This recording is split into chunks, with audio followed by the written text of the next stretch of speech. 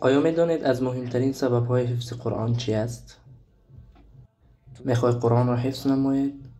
مهمترین چیز برای حفظ قرآن این محبت قرآن است. اینکه محبت قرآن در قلبت باشد. از الله سبحانه و تعالی دعا کن تا اینکه تو را حافظ قرآن گرداند. باید هدفت، وردت، غم و اندوهت، فکرت همیشه در این باشد که الله سبحانه و تعالی به تو حفظ قرآن را عطا نماید. این اولین قدم است. اگر که الله تعالی به تو این را داد، پس بشارت بر تو باد. و از قرآن کریم هیچ چیز آسان تر نیست. در چند جا الله تعالی ذکر کرده است که قرآن را آسان کرده ایم. کی است که از آن پند بگیرد؟ بخوانید از آنچه که به شما میسر است. و ما قرآن را با زبانی تو آسان گردانیدیم تا اینکه آنها پند بگیرند. پس قرآن آسان است. خیلی آسان است. قرآن آسان است زیرا الله تعالی آن را به بنده‌اش آسان میکند. لیکن ما مستحقش نیستیم، ولی الله بر ما فضل میکند. ما انسان هستیم، بیچاره هستیم، مسکین هستیم. کوه‌ها تحمل قرآن را ندارند. اگر این قرآن را بر کوه نازل میکردیم، به یقین آن را از ترس الله خاکستر و از هم پاشیده میدیدید.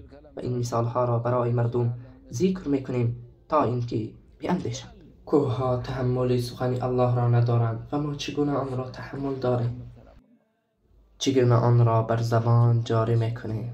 چگونه آن را بر گوشهای خود میشنویم؟ چگونه قلبهایمان منور میگردد و آرامش مییابد؟ این از فضل و منت و کرم الله متعال است که بر ما آسان گردانیده است. و این کرامتی است از جانب الله و فضل است از جانب الله که بر ما عطا کرده است. فضل چیزی است که مقابله ندارد.